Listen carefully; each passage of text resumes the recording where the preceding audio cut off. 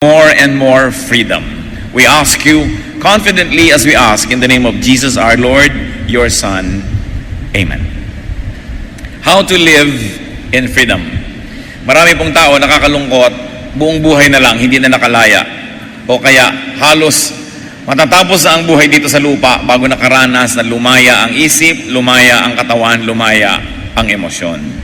Isaiah 61:1. The Spirit of the Sovereign Lord is on me, because the Lord has anointed me to preach good news to the poor. He has sent me to bind up the brokenhearted, to proclaim freedom for the captives, and release from darkness for the prisoners. At ito po ang isang prophetic statement na gagawin ng Diyos para sa tao, na ang tao ay palalayain mula sa kanyang mga pagkakagapos, mula sa dilim, mula sa pagkakatali. Luke 4:18, Jesus quoting Isaiah, He has sent me to proclaim freedom for the prisoners. Yan daw ang isang pangunahing dahilan kung bakit ang Panginoong Hesus ay isinugo upang siya ay magturo sa mga bilanggo na mga ito ay makalaya. 2 Corinthians 3:17, Now the Lord is the Spirit, and where the Spirit of the Lord is, there is freedom. Ito daw po ang isang pamantayan na nandun ang Espiritu ng Diyos, may laya ang mga tao, may kalayaan. Malaya silang maging mabuti, gumawa ng tama. Kaya pag sinasabi natin napaka-spirit-filled ng activity o nandun ang presensya ng banal na Espiritu, dapat kasama nating inaasahan na nandun kalayaan. Kalayaan ng emosyon, kalayaan ng puso, kalayaan ng tao, hindi yung pigil na pigil, gapos na gapos, taling-tali, hindi yan ang ibinibigay ng Espiritu ng Diyos. How to live in freedom. How can people live in freedom? Maraming uri po ng pagkakabilanggo, pagkakatali ang mga tao. Paano talaga magiging malaya? Unang-una, be free from debt. Yung taong walang utang, malaya.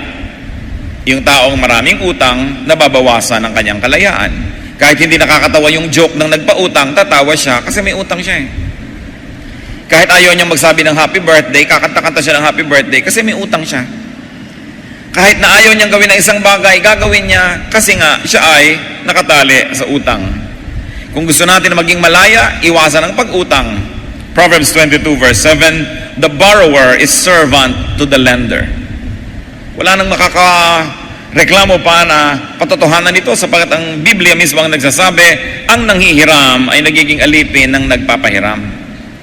So as much as possible, do not borrow. When you cannot help it, pay as soon as possible. Habang hindi ka nagbabayad, umiiwas ka. Habang hindi ka nagbabayad, medyo nakayuko ka ng konti. Ang hina-hina ng boses mo kasi marami kang utang. Bihira na yung marami ng utang, malakas pang tumawa, malakas pa ang boses, yun ay may kasama ng palabas. No? Kadalasan, kiming-kimi ka, tiklo pang yung pakpak, basa lahat ang balahibo mo para kang basang sisiw pag meron kang utang. Romans 13:8, Let no debt remain outstanding.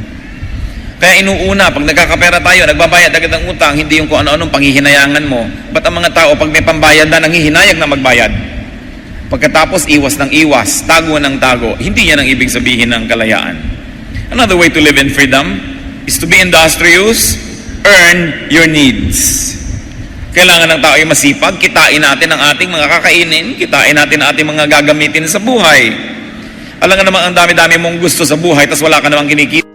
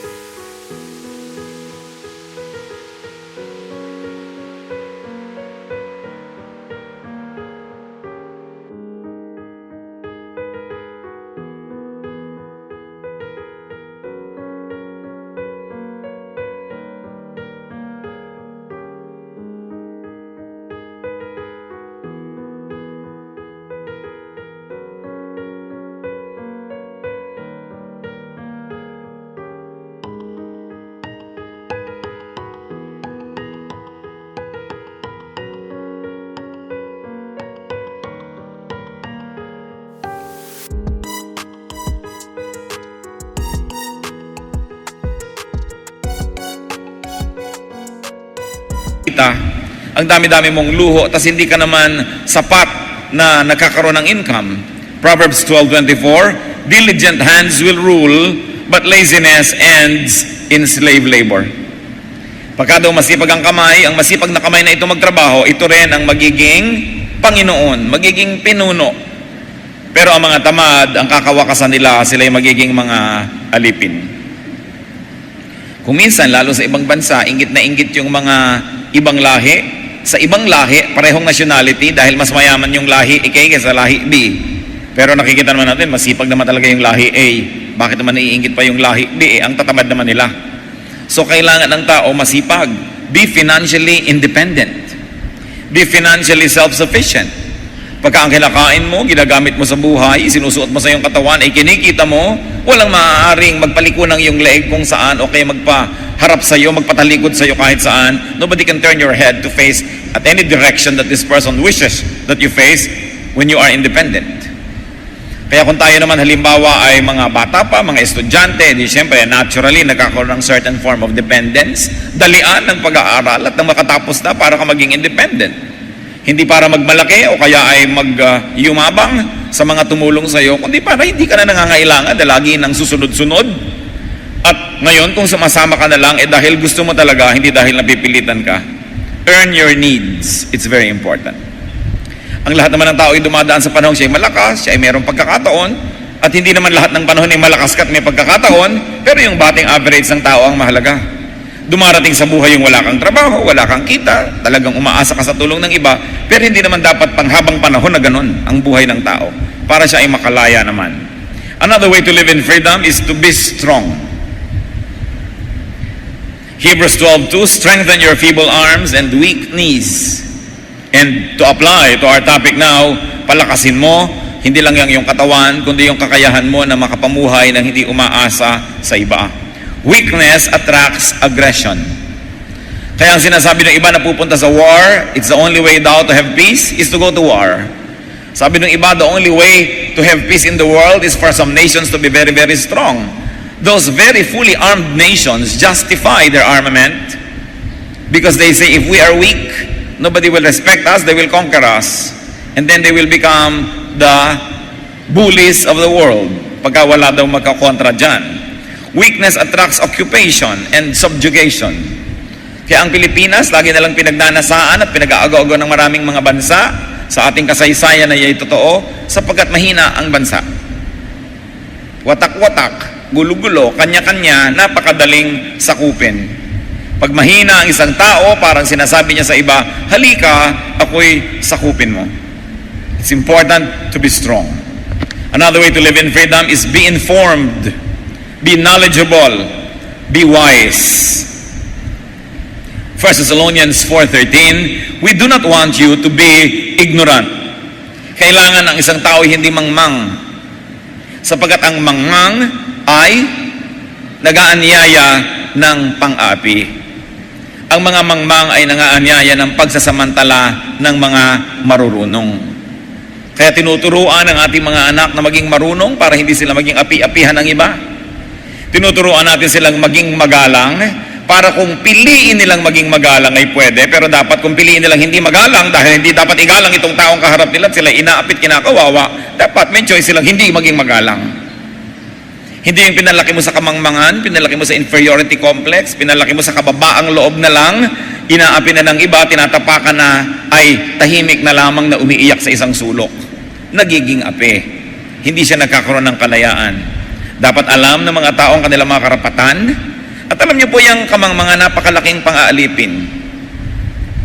Nasa isa halimbawa kayong magandang lugar, tapos may nakita ka ang ganda-gandang silya sa labi ng isang hotel. Kung mangmang ka, halika upo tayo doon. Sabi ng mamang, wag na, baka may bayad. Kasi hindi mo alam na libre naman yon sa mga nandun sa lobby ng hotel na yon. Pagka merong magandang restaurant, kain tayo doon, baka mahal. Kasi nakita mo lang na medyo maganda yung loob. Meron pong isang restaurant dito sa EDSA, na dating air condition, ang ganda-ganda, ayaw pasukin ng tao, nilalangaw. Tinanggal nila yung air conditioning, hinayaan nila pumasok lahat ang init at alikabok, ang daming kumain. Pero ganun din ang presyo, hindi na iba. Kasi yung iba, pag maganda na yung lugar, iniisip nila, hindi tayo bagay dyan, wag na lang. Ito ang mangmang na isip. Ito ang isip ng mga may inferiority complex. Oras na maganda, masarap, kaibig-ibig, iniisip nila hindi tayo bagay dyan. Baka bawal, baka tayo mapagalitan. Huwag na lang. Kaya naaalipin. Wala namang tali. Nagdadala ng tali. Itali niyo po ako. Kaya ang tao dapat natututo, tinuturuan. Napakalaking magpalimit o magpaliit ng mundo ng isang tao, yung kamangmangan. Dahil hindi niya alam, natatakot siya, will play safe, will recede to a very small shadow where he feels comfortable.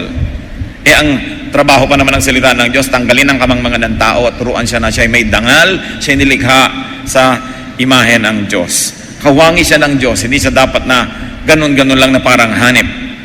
Matthew 10:16, sabi ng Panginoon sa kanyang mga disciples, I am sending you out like sheep among wolves. Therefore be as shrewd as snakes and as innocent as doves. So kailangan marunong ka, as wise as a serpent. At yan ay tinuturo ng Panginoon sa kanyang mismong mga tagasunod. Kailangan ng tao ay maalam. Bakit? Because ignorance attracts abuse. Nakikita nyo ang mga empleyadong hindi alam ang kanilang mga karapatan, naaabuso.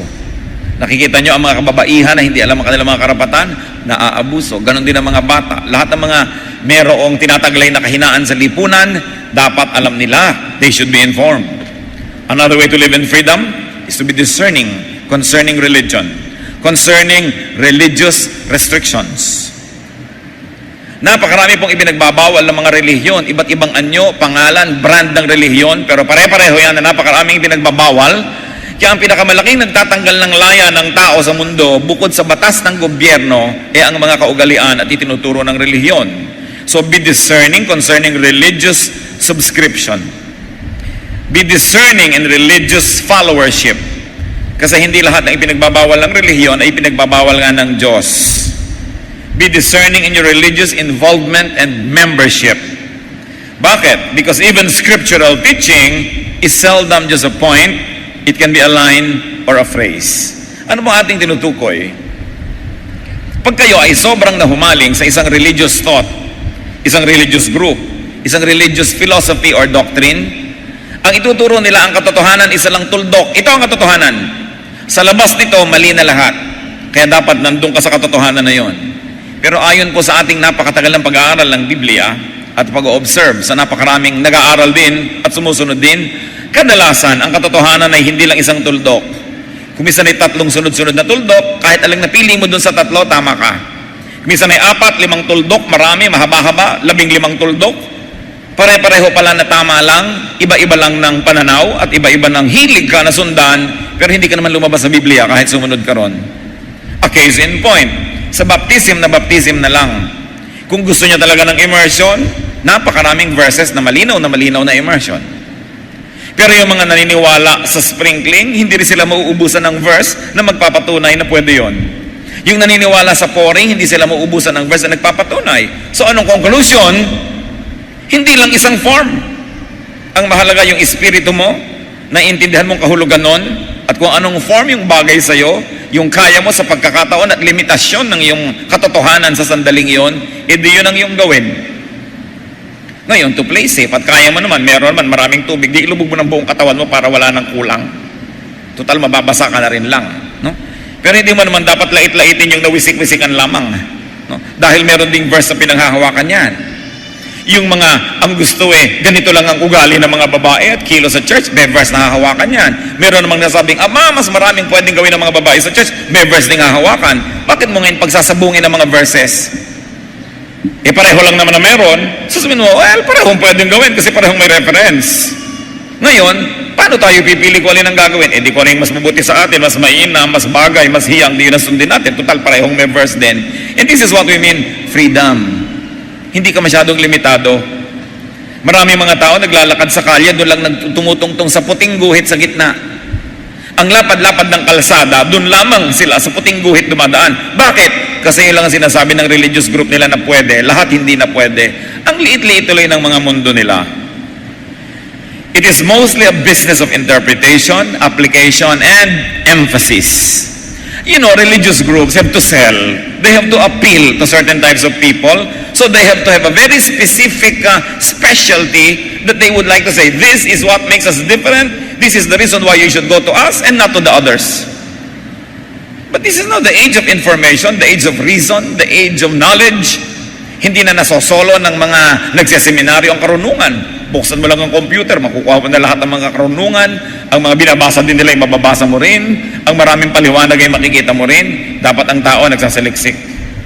Sinasabi mo rin, bakit ba ipinagbabawal ng aming church ito? Talaga bang ito'y dapat ipagbawal o nakaugalian na lang? Parang yung isang babae na tuwing nagbe-bake siya ng pata, binabali niya yung buto.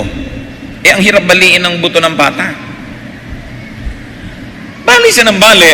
Minsan may nagtanong sa kanya, bakit mo ba binabali yung pata? Ang hirap-hirap baliin yan. Sabi niya, alam mo, lumaki kasi ako, yung nanay ko, binabali niya yan pagka nagbe-bake siya. Bakit binabali ng nanay mo?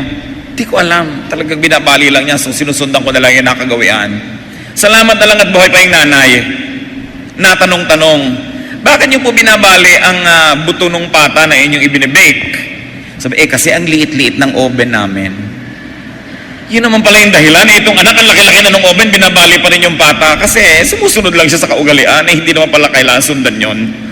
Kahit sa mga Kristiyano, mga kapatid, ang daming kaugalian ng church na gusto mong tanongin, bakit ba ganun, bakit ba ganyan? Hindi kasalanan sa Diyos magtanong.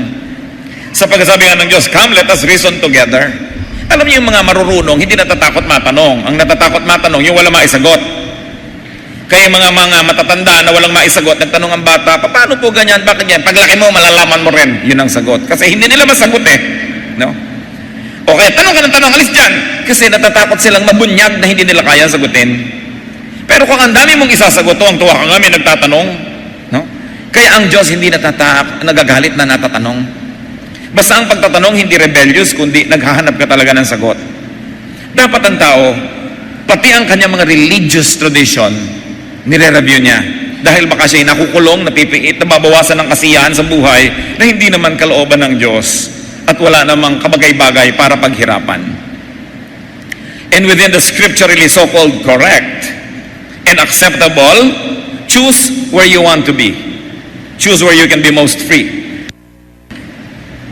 Pag nakita nyo, ito naman palang verse na ito, nagsasabing pwedeng ganon. Pero may verse na nagsasabing ganon, kabaligtaran yung pwede. Ibig sabihin, hindi yung isa mali, hindi isa tama. Parehong tama yan. So, paano ka na ngayon pipili? Di ko na yung mas nakakabuti sa'yo. Masama bang mapabuti ka? Masama bang guminhawa ka? Masama ba na dumali-dali ang iyong pananalig?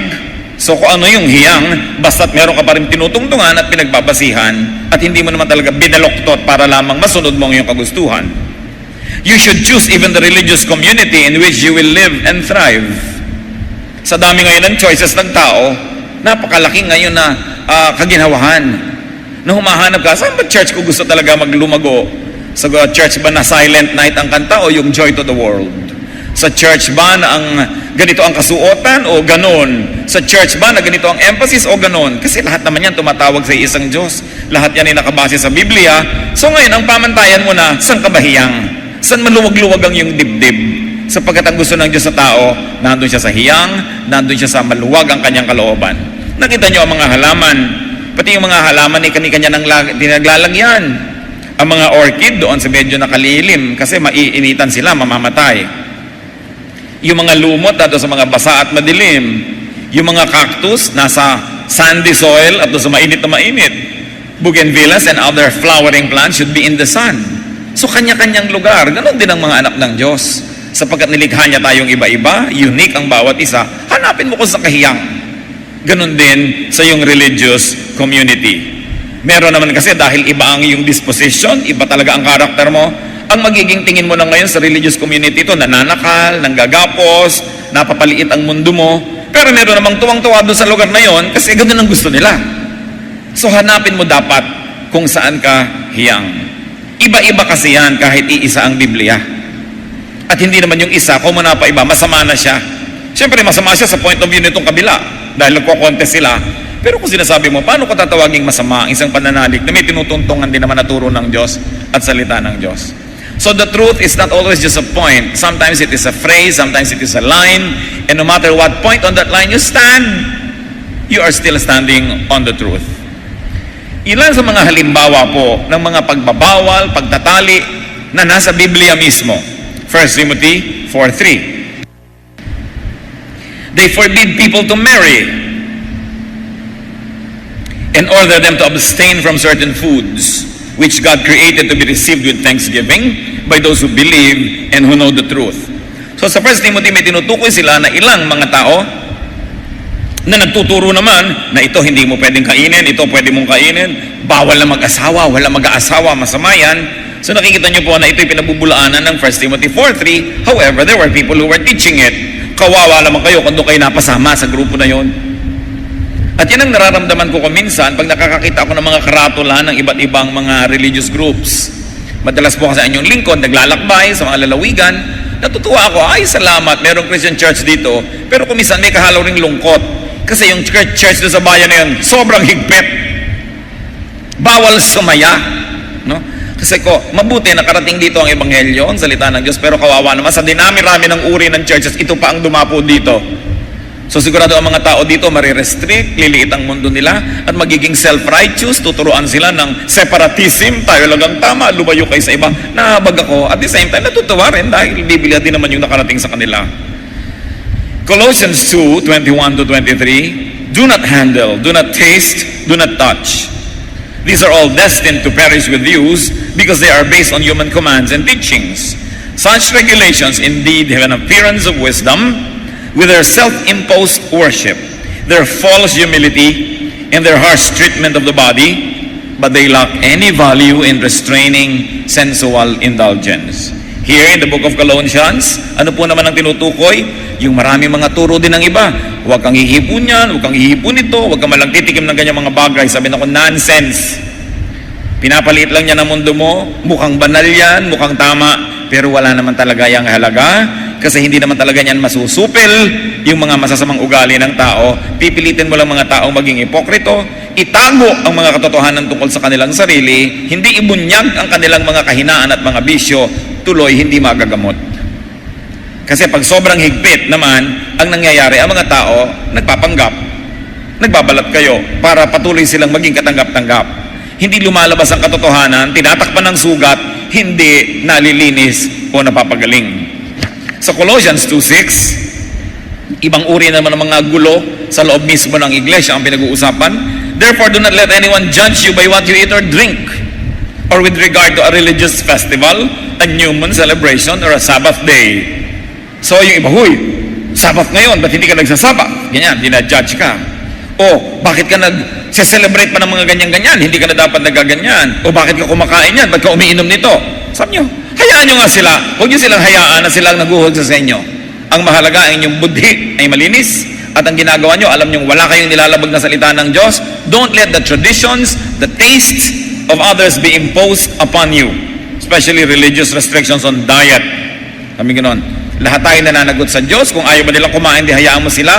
Pero hayaan mo sila sa sarili nila. Huwag nilang igiit sa iyo ang mga personal nilang mga kagustuhan. Naniniwala ba kayo na may nagtuturo na para maligtas sa mga tao, kailangan silang magpa-circumcise? Acts 15:1. Some came down from Judea to Antioch and were teaching the brothers, unless you are circumcised according to the custom taught by Moses, you cannot be saved. Nakita nyo? Serious na serious ang mga taong ito. Kailangan daw magpatuli ang mga tao para sila maligtas. Eh paano ngayon kung hindi ka tuli, hindi ka naligtas? Sabi niya, kita mo ito, ang daming mga ganyang salita, ang daming ganyang turo. Sometimes it will look funny because we have the privilege of space and time that separates us from the issue. But even today, in our midst, there are many issues that are really very shallow. Mga sobrang mga pagpapahirap ng buhay ng mga mananampalataya. Yung iba gusto na magsisi, ba't ba na born again pa ako? Ayoko na nga, ang dami palang mga ganitong gulo. No? Kasi pinapahirap sa halip na padaliin ang paglalakbay na espiritual ng ating mga kapatid. This salvation based on an ethnic icon, a cultural icon called circumcision, it was a big issue in the first century church. Ngayon, hindi na. But it used to be a very big issue. Galatians 2:4, this matter arose because some false brothers have infiltrated our ranks to spy on the freedom we have in Christ Jesus and to make us slaves. Marami daw mga huwad ng mga kapatiran ang nagbabalat kayo na sila ay mga anak ng Diyos, subalit ang misyon nila, hilahin muli ang tao sa paghihirap. Bigyan sila muli ng mga gapos at mga tali, pahirapan ang kanilang spiritual life sa pamamagitan ng napakaraming mga bawal at napakaraming mga batas. Misguided and engineered religion can repress, suppress, and oppress people.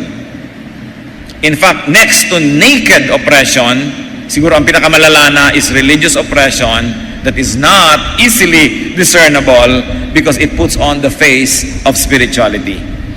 Pero napakarami mga tao, they do not reach their fullest potentials dahil lagi na lang silang binrainwash na mag-sacrifice na lang lagi. Maraming mga tao na hindi nila nalasap ang mga magagandang inilaan ng Diyos sa bawat nilalang dahil wala nang iginiit sa kanilang isip ang relihiyon kundi magtiis, magtiis, magtiis, magtiis.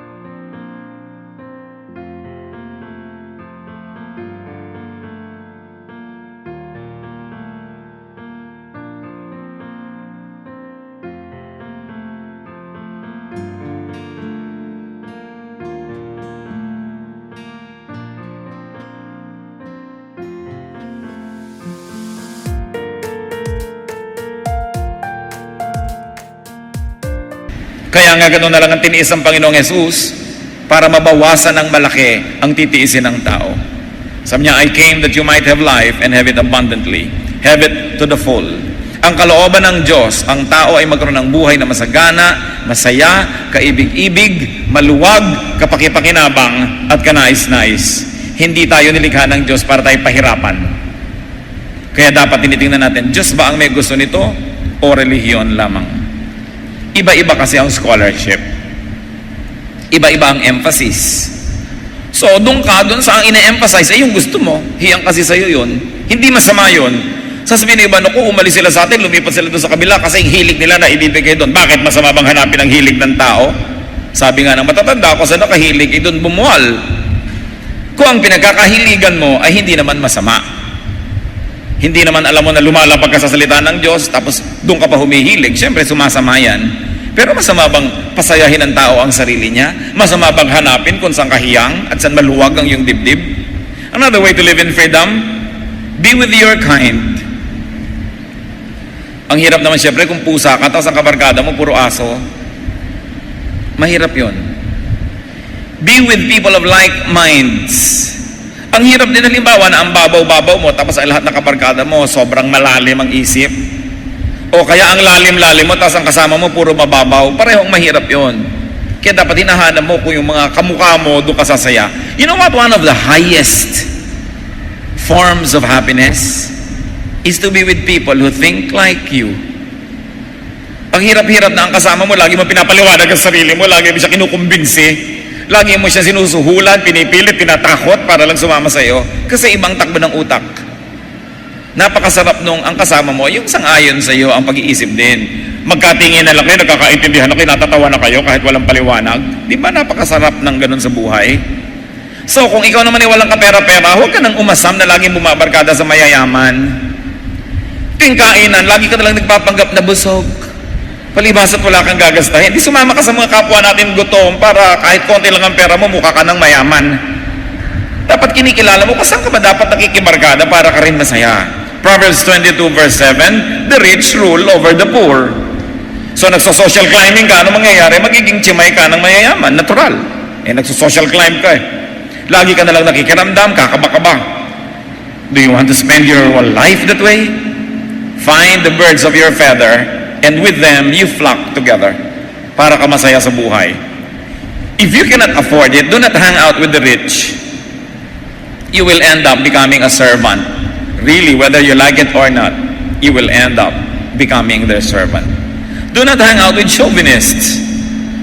Yung mga ayaw ka nalang tanggapin for who you are, people who do not accept, and in fact, they reject your reality, don't go with them. Pag ayaw sa'yo ng mga tao, find other people. No? And you say, well, if you don't want me, we both lose. Dahil totoo yun. Hindi lagi mo igigiit na tanggapin ka ng iba, sa ayaw nila sa'yo Buong buhay mo na lang, pinipilit mong pumasok ka doon sa kanilang korte, hindi ka ganon. Kasi siguradong may katumbas ka rin, may katugma ka rin sa balat ng lupa. No? Mismatched company can enslave because you're forever adjusting. Or if not, you are forever trying to dominate the other person. In both cases, you will not be free. And you want to be free, brothers and sisters, be far enough from people. Although near enough, but you must be far enough. Live far enough as to have space to breathe, space to grow, and space even to fail. Because people fail once in a while. You cannot be perfect all the time. Pero pagka ang mga kasama mo, hindi sila nag-accommodate ng failure, ano mangyayari? Stress ka buong buhay. Pagka meron kayong taong malapit sa inyong puso, huwag na huwag hanggang kaya nyo na magtitira kayo sa isang compound o lalo na sa isang bahay at lalo na sa isang kwarto. Kaibigan mo yan, ang gaan-gaan ng loob mo sa kanya, sabi, halika, magsama na lang tayo sa dorm, mamaya magkagalita kayo. No? Kung pinapahalagahan nyo ang isang tao, sikapin yung huwag siyang masyadong maging malapit. Kasi makikita nyo, ang mga kapangitan niya na pag malayo ay natatakpan ng makeup. At makikita niya rin ang mga kapangitan nyo, mamaya wala na nakikita kundi mga pangit. So, gusto nyong maging magkakasundo, huwag masyadong magkakadikit ng bahay, pati mga magkakamag-anak. Dahil mamaya tampuhan yan, away-away, nag-away ang mga magulang, pati mga anak, kasama na rin sa mga awayan, pati mga asawa, mamaya ubusan na yan ang lahi. Maganda ang magbiyanan ng bahay nila kung pinakamalapit, mga 5 bloke. Yun ang pinakamalapit. Pag naaamoy ng biyanan mo, ang gisa mo, mamaya napintasan ka pa. Lumayo-layo ng konti, no? Mga lalaki, gusto nyo ng tahimik na buhay, huwag nyo pagsamahin ng inyong ina at ang inyong asawa sa isang bahay. No? Dahil siguradong gulo ang hinahanap nyo niyan. Ngayon, kung hindi nyo kaya, economically, wala na tayong magagawa, gumawa kayo ng paraan para magkasundo. Pero habang kaya, naku, wag na lang. Yung mga nag-aasawang muli, nabiyudo kayo o nabiyuda, mag-aasawa kayo muli, gusto yung tahimik na buhay, ibang bahay para sa bagong asawa at bagong pamilya, kung kaya, dahil siguradong magiging impyerno ang buhay nyo. Magkakagulo yan. Pagka pinapagalitan ng stepmother yung stepdaughter, kahit na dapat talagang pagalitan, ang isipin ng stepdaughter, kasi stepmother ka lang siya, kaya nagagalit. Kaya hindi ka na ngayon makapagalit, kahit pwede naman talaga dapat. Nagiging artificial ang samahan. Ang hirap-hirap ng sobrang mga close. Proximity with others can inhibit, limit, suffocate, bind, and imprison you. Kaya dapat, yung nakikita nyo lagi sa mga truck ng graba, distansya, amigo. No? Sa mga magkakamag-anak. Huwag masyadong malapit dahil mag-aaway din kayo. Sigurado yon, walang palya, mag-aaway kayo. No? Kung hindi kayo mag-aaway, yung mga anak nyo nag-aawayan, ganun din ang kakawian noon. Close family ties can sometimes mean suffocating family ties. Kaya, matuto na tayo sa karanasan ng mga nauna sa atin. You know, because of economic interdependence, that's the reason why many people are extra close together. Because they cannot afford to live apart from one another, so they live together. And what happens? Gulo. Isa pa po na mga napakahalaga, mga kapatid, kung gusto natin ng mapayapang buhay, huwag tayong masyadong palatanong. Nakita mo nang tahimik ang mukha ng isa, bakit nananahimik ka? Bakit ka nakasimangot? Nakasimangot na nga. Bakit ka naninimangot? Anong hinahanap nyo? Sagutin na kayo ng pabalang-balang dahil baka mainit na nga yung ulo, naninimangot na, tatanungin mo pa. Marami naman mga nanay, ganyan. Oh, bakit kaya? Ba't kayo ka lang? Oh, ba't di ka sumasagot? Ba't di ka kumikibo? Sa kanyo na lamang hantayin mag-volunteer kung gusto makipag-usap. Kasi kahit anak nyo yan, may karapatan siya hindi sumagot kung ayaw nyo kumibo. No? May mga nanay kasi, may mga tatay, may mga tiya na tanong ng tanong. Ano magkano yung binili mo? Napamahal ka. Magkano yung binili mo? Hindi naman niya pera. No? Ayaw mo nang sabihin dahil siguradong pipintasan. Nako, kung ako bumili niyan, nakatatlo na ako sa halagang ibinili mo. No? Meron nga hindi mo na dinadalaw. Ba't di mo kami dinadalaw? Hindi ka na dinadalaw, nagtatanong ka pa. Mahirap bang isipin nyo na ayaw ka makita? Di ba? Dahil kung gusto kang makita, di nandyan yun. Pero sabi mo, ba't di ka dumadalaw? Ba't di ka tumatawag? Ba't di ka nagte-text? Magte-text ka. Ba't di ka nagte-text? Ayaw mo mag-text, ano? Siguro ayaw mo makipag-text sa akin. Obvious ba? So, huwag nang tanong ng tanong. Alam niyo po yung pagtatanong, kadalasan naglalayo sa atin, mga magkakamag-anak, magkakaibigan. Kasi, sabi mo nga, ask me no questions, I'll tell you no lies. Huwag niyo namang pilitin ang taong magsinungaling pa. Tatanungin niyo, magsisinungalingin yung tao para yung madidinig niyo, yung gusto niyo madinig. Gusto niyo pa bang mangyari yun? Dapat marunong tayong makiramdam. Hindi lahat itinatanong. Akala niyo ba katangian niya? Ba ako, mahilig ako magtanong, itatanong ko talaga. Hindi katangian yun. Kagaspangan ng ugali. Na hindi mo iginagalang ang pananahimik ng kapwa. Kahit asawa niyo. Asawa niyo dadating tahimik. Hayaan niyo kung gusto niya talaga magkwento, magsasalita rin yan. No? Wag niyo, huy, daddy, bakit tahimik ko? Huy. Mamaya nahataw ka na ng tubo tuloy, kahuhuy-huy mo dyan eh. Hayaan niyo lang siya kasi mamaya, pag ready na siya, magsasalita rin. Be far enough because it gives people freedom. Remember, pag pinag-uusapan po natin ng laya, hindi lang laya natin, laya din ang kapwa natin. Kailangan pinapalaya din natin sila. Hindi lang tayo yung nag-iisip na malaya tayo. Pinapalaya din natin sila from our needless interference, from our needless presence. People need space. Kahit mo anak yan, kahit mo kapatid yan, kahit mo magulang yan, kailangan niya kumisa mapag-isa. Hayaan mo lang. Hindi na tuloy yung iba tuloy. Dahil punong-punong na, ang ginagawa na lang, biglang nag-aal sa balutan, lumalayas. Kasi hindi nakakakita ng compromise. Wala nang makitang solusyon, lalayasan ka na lamang. At alam niyo po, yung mga OFW, hindi lahat ng nag-OFW, nagtatrabaho sa ibang bansa, dahil sa pera. Meron din gustong-gustong makalaya sa pamilya. Sakal na sakal. Hindi na magawa ang ibig, ang tanging solusyon, manirahan sa ibayong dagat. Another way to live in freedom is to control, to limit, and to minimize your desires. 2 Peter 2:19, a man is a slave to whatever has mastered him. At ang isang tao na sobrang maraming hinahangad, maraming gusto, yan ay isang tao na magiging alipin. Sapagkat kumisay magpapaalipin siya, maabot lang ang kanya ninanais. Desire can compromise autonomy. It can compromise self-sufficiency, therefore freedom. Kaya tinuturo po ni Jesus, kontian nyo lang yung desire para wala kayong masyadong maraming amo. Pagka marami kang hinahabol, mapapagod ka. Kaya dapat simplify. 1 Peter 2:16, but he was rebuked for his wrongdoing by a donkey, a beast without speech, who spoke with a man's voice and restrained the prophet's madness. Pinag-uusapan dito, si Balaam. Pinag-uusapan dito, si Balak. Pinag-uusapan dito, donkey. Mga karakter ng isang kwento na sobrang kakaiba. Ang propeta, sinusuhulan ng isang hari na sumpain ng Israel dahil natatakot siya, sobrang lakas ng Israel, baka magyera sila, matalo siya. At yung propeta naman, dahil nasuhulan, susumpain nga niya ang Israel. Pinigil na siya ng Diyos. Kaya sumakay siya sa kanyang donkey, at nung hindi na siya mapigil, yung donkey na nakipag-usap sa kanya, bakit ba kasi tutuloy ka pa? Nakita mo na nga na pinagbabawalan ka. Sinita na siya ng donkey na ito, nakipagtalo sa kanya, dahil hindi na siya makapangatwiran. So there was a prophetic and a religious madness, and a beast had to correct the prophet. Dahil mayroong ginugusto. Yung ginugusto natin, pinipili, pinakokonte, at nang sa ganon ay hindi tayo sobrang naaalipin. Galatians 5:1, it is for freedom that Christ has set us free. Stand firm then and do not let yourselves be burdened again by a yoke of slavery. Ang pinag-uusapan po dito, yung religious slavery ng mga Israelites under the traditions of their fathers. Sabi, dumating na nga si Kristo, pinalaya na tayo sa maraming gapos na mga ninuno natin. Ngayon ba, hahanapin niyo uli ang mga tali na ito para kayo'y maging alipin muli at mabawasan na naman yung mga kalayaan?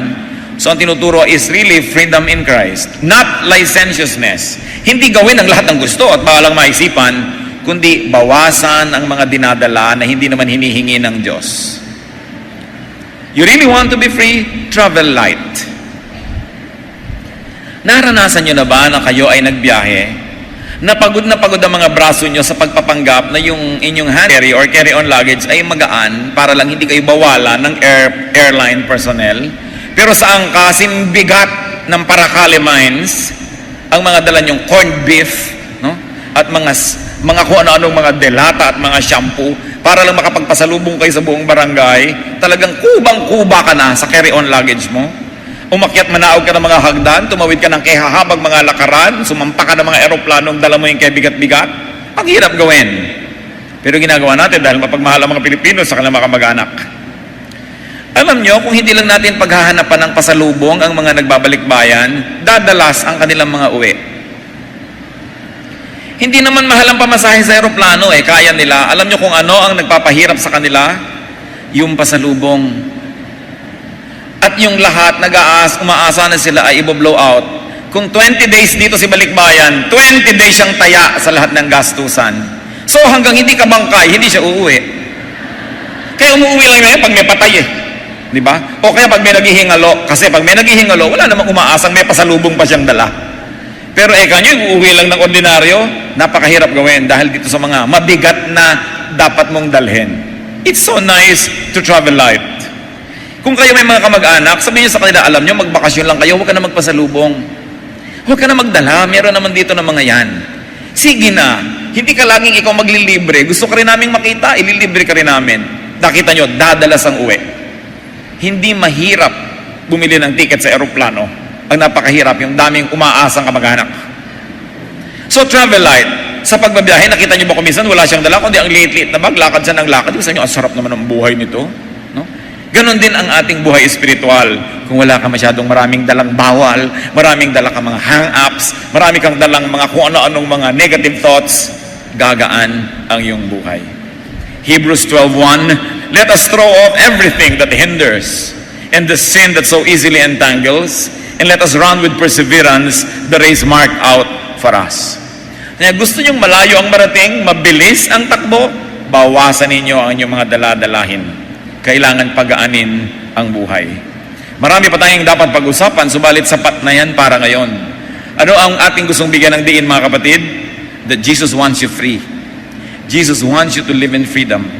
So, take care of yourself, take care of others, and remember all of these wise words that are all based on Scripture.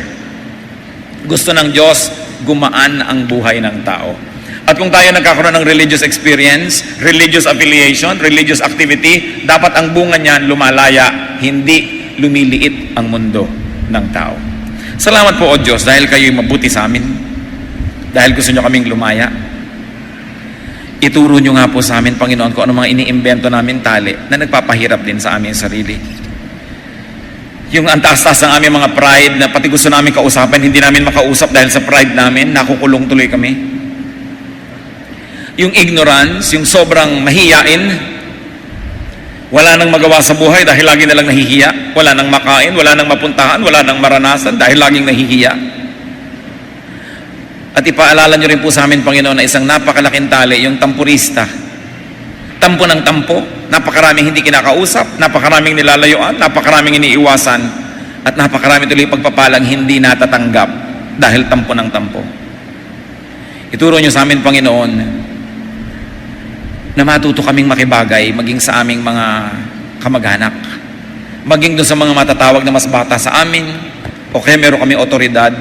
Ituro mo, Panginoon, na huwag silang maging mailap sa amin.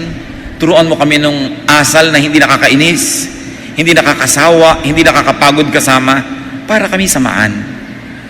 Ipamukha mo sa amin ang tunay na kalagayan ng aming mga ugali, na tuloy ay bumabara sa napakaraming pagpapala na dapat ay dinaranas namin. Ipakita mo rin yung mga kabulagan namin, kakitiran ng isip, pagiging sobrang mapilit ng mga gusto namin, matigas ang ulo, kaya tuloy wala nang natutuwa sa amin.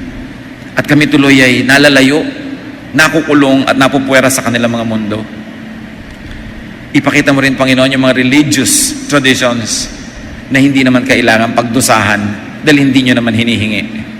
Teach us so that we can maximize the blessings, the enjoyment, the productivity in life that you all want us to experience.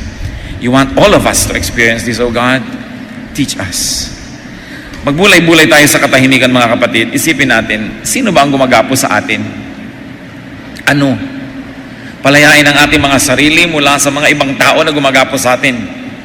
Walang apo ang Diyos, lahat ay anak ng Diyos.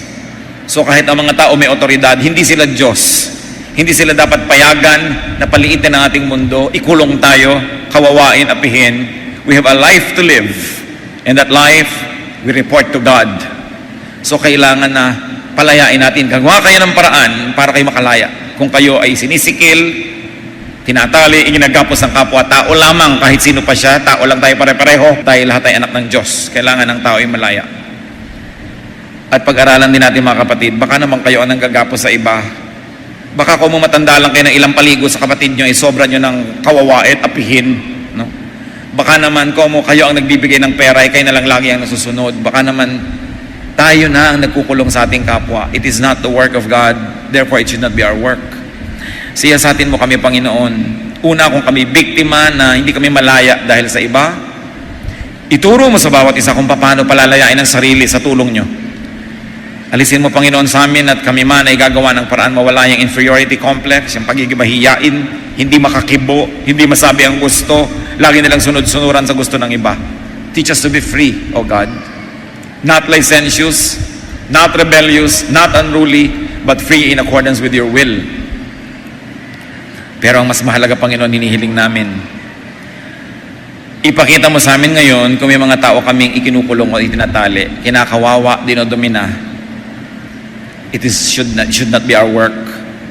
Our work should be to help, to encourage, because we are not gods. Magbulay-bulay tayo, mga kapatid. Ano ba ang kailangan natin mula sa Diyos ngayon? Tayo ituwid o tayo palayain mula sa mga liko ng mga asal ng mga tao sa ating paligid?